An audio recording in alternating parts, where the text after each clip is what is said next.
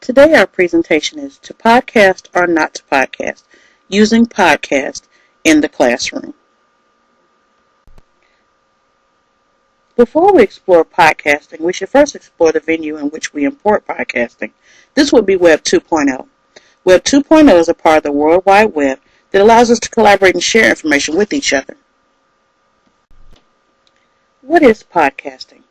Podcasting is a series of digital media files, usually either digital, audio, or video, that is made available for download via web syndication. What's the phenomenon of podcasting? Podcasting is the latest and on-the-go, on-demand technology. With podcasting, you can listen to radio programs or events whenever or wherever you choose. Podcasts are MP3 audio files that are automatically downloaded to your personal computer and then transferred to an iPod or other MP3 player using a podcasting application. Even though podcasting sounds synonymous with the iPod is not the only way to access podcasts. You can use an MP3 player also. What are some benefits of podcasting?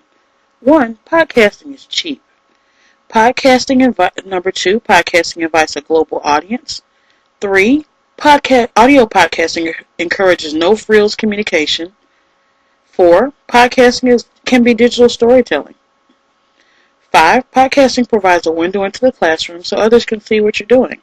6, podcasting involves few privacy concerns. You don't have to worry about having any permission slips signed for pictures of your kids, just their voices will be used.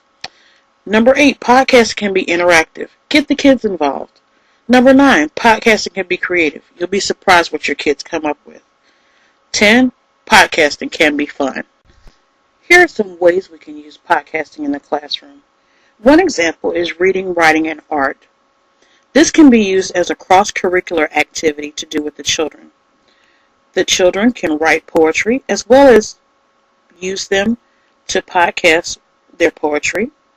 One class can do the creative artwork for the poem, and then another can view and listen to the poem after the curriculum activity is finished. You can use podcasting as a cross-curricular bridge, as well as a bridge that connects students in different states, not just in your own school. Next, we'll explore the drawbacks of podcasting. 1 is bandwidth, and 2 are technological difficulties. Technological difficulties. Some things you may encounter when you're trying to do a podcast are whether or not the computers are updated enough to use the new technology. Then you need to make sure all students have the proper materials to complete the project, and make sure you have the proper planning time and time to devote giving proper instruction on implementing the podcast you want done. Here are some tips to using podcasting in the classroom. Make sure your podcast doesn't last more than 5 to 10 minutes. Keep your voice presentation natural so you don't sound weird or manufactured. And make sure you have fun. Your audience can tell when you're faking it.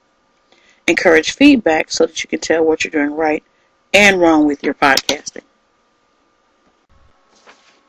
In conclusion, give your students an opportunity to have some new and exciting experiences that they may not have normally had in the traditional classroom. Also, give all of your learners a chance to learn at the same rate. Thank you.